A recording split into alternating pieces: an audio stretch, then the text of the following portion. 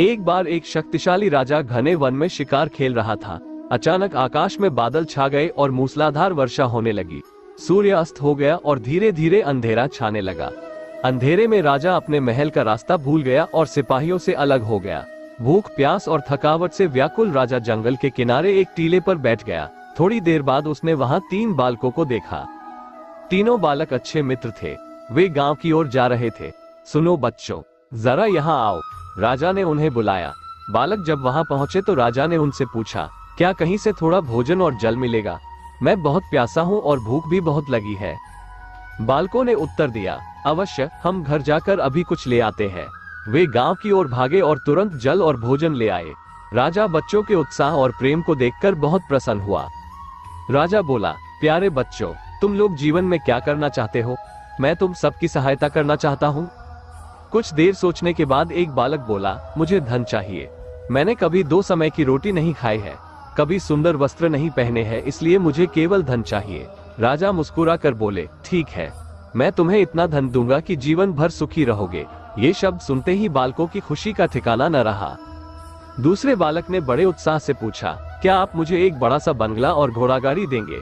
राजा ने कहा, अगर तुम्हें यही चाहिए तो तुम्हारी इच्छा भी पूरी हो जाएगी। तीसरे बालक ने कहा, मुझे न धन चाहिए न ही बंगला गाड़ी, मुझे तो आप ऐसा आशीर्वाद दीजिए जिससे मैं पढ़ लिख कर विद्वान बन सकूं और शिक्षा समाप्त होने पर मैं अपने देश की सेवा कर सकूं। तीसरे बालक की इच्छा सुनकर राजा बहुत प्रभावित हुआ। उसने उसके लिए उत्तम शिक्षा का प्रबंध किया। वो परिश्रमी बालक था, इसलिए दिन रात एक करके उसने पढ़ाई की और बहुत बड़ा विद्वान बन गया और समय आने पर राजा ने उसे अपने राज्य में मंत्री पद पर नियुक्त कर लिया। एक दिन अचानक राजा को वर्षों पहले घटी उस घटना की याद आई। उन्होंने मंत्री से कहा, वर्षों पहले तुम्हारे साथ जो 2 और बालक थे, अब उनका क्या हाल चाल है? मैं चाहता हूँ कि एक बार फिर मैं एक साथ तुम तीनों से मिलूं। अतः कल अपने उन दोनों मित्रों को भोजन पर आमंत्रित कर लो। मंत्री ने दोनों को संदेशा भिजवा दिया और अगले दिन सभी एक साथ राजा के सामने उपस्थित हो गए। आज तुम तीनों को एक बार फिर साथ देखकर मैं बहुत प्रसन्न हूँ। इनके बारे में तो मैं जानता हूँ, पर तुम दोनों अपने बारे में बताओ। राजा ने मंत्री के कंधे पर हाथ रखते हुए कहा।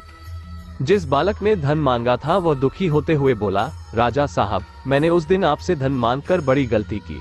इतना सारा धन पाकर मैं आलसी बन गया और बहुत सारा धन बेकार की चीजों में खर्च कर दिया।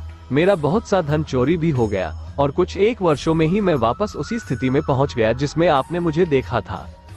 बंगला गाड़ी मांगने वाले बालक भी अपना रोना रोने लगा। महाराज, मैं बड़े ठाठ से अपने बंगले में रह रहा था, पर वर्षों पहले आई बाढ़ में मेरा सब कुछ बर्बाद हो गया और मैं भी अपने पहले जैसी स्थिति में पहुंच गया। उनकी बातें सुनने के बाद राजा बोले, इस बात को अच्छी तरह गांठ बांध लो, धन संपदा सदा हमारे पास नहीं रहते, पर ज्ञान जीवन भर मनुष्य के काम आता है और उसे कोई चुरा भी नहीं सकता। शिक्षा ही मानव को विद्वान और बड़ा आदमी बनाती है, इसलिए सबसे बड़ा धन विद्या ही है।